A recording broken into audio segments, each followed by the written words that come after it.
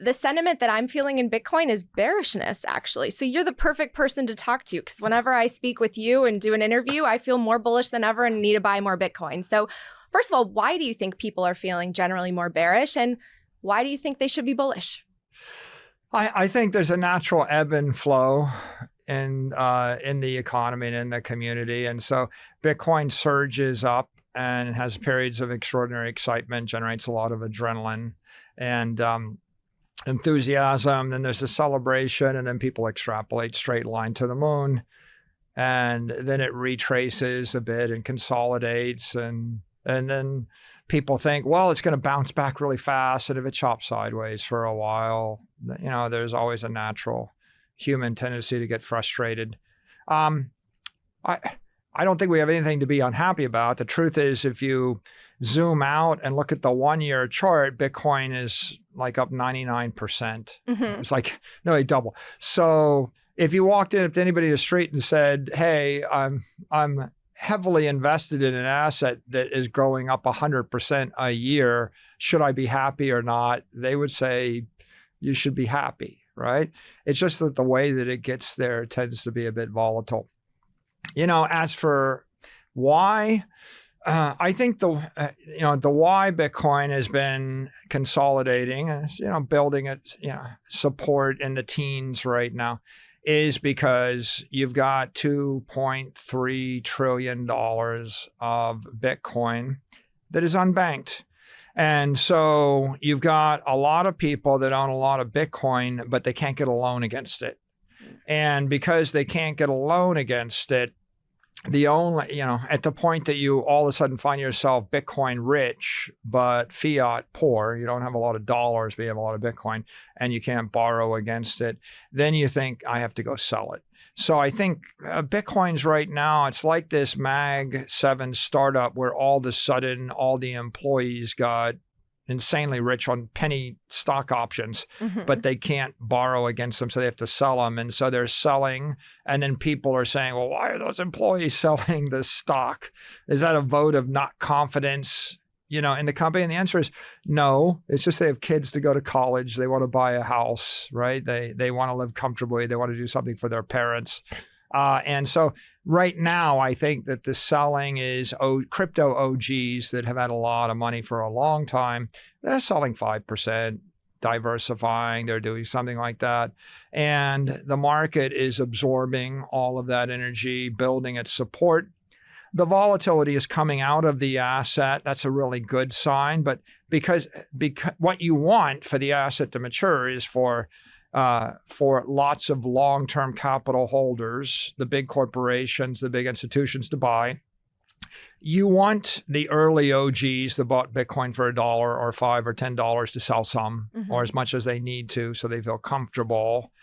You want the volatility to decrease so the mega institutions feel comfortable entering the space and size. And the conundrum is, well, if the mega institutions are going to enter, if the volatility decreases, it's going to be boring for a while. And because it's boring for a while, people's adrenaline rush is going to drop. And it's like they had this big high and now the adrenaline is wearing off and they're a little bit bearish. But this is just a growing stage, or natural for the life cycle of an asset that's monetizing like this. I've been to some events recently with TradFi folks, and it's always the same reasons that they bring up of why they're not investing in Bitcoin. It has no cash flow. Some of them actually who work in finance share that they are prohibited from purchasing Bitcoin. Can you speak a little bit to that and how much progress you think we've made in terms of the TradFi world and what needs to change for more people to embrace Bitcoin?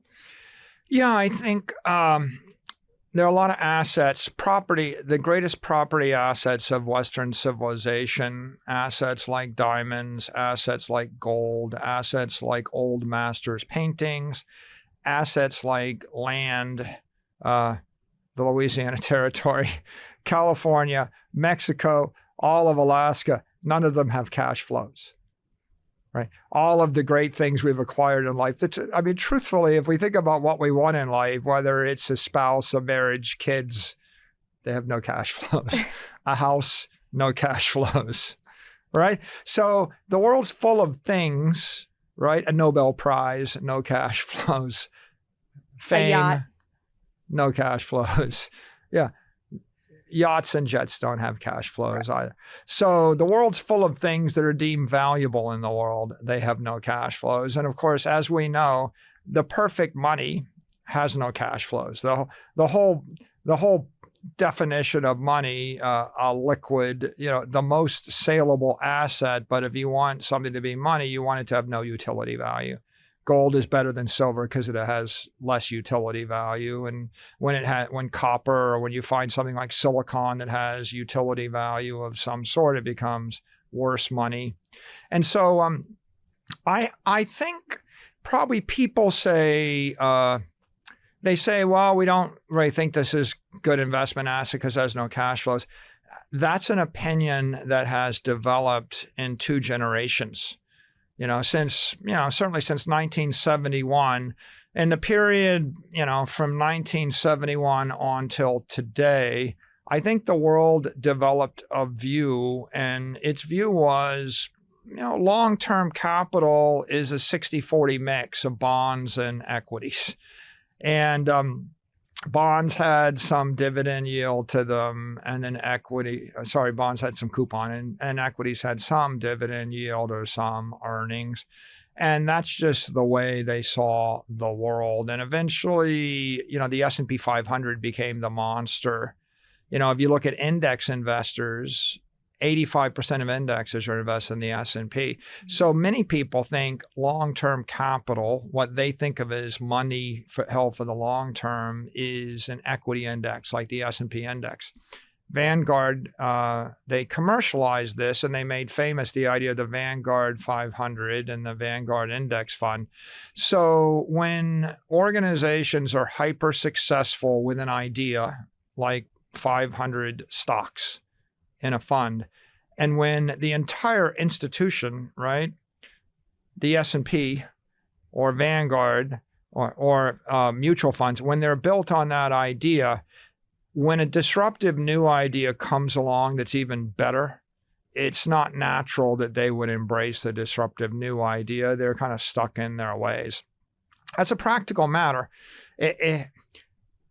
in a world of that's U.S. dollar, the U.S. economy is growing, and the dollar is the king of the world. It's the world reserve currency, and there was no world war after World War II, right? Mm-hmm. So we haven't had a massive disruptive world war. Then you're living in a very particular situation, a particular time, and you could fall into. In calculus, we call it a particular solution to a differential equation. If all of the boundary conditions are set, and if this, and if this, and if this, and if this, and if this, then you can just plug in this number and you'll get out that answer. And that is true as long as you don't change any of the boundary conditions of the assumption. If you've got the solution for aluminum, and then I change the metal to steel, then the formula doesn't work. Mm-hmm. So at that point, you can't use a particular solution. You have to use the homogeneous solution. You have to be not the engineer, but you have to be the physicist. You can't be the trade craftsman with the simple lookup table of the answer. You actually have to derive it from first principles.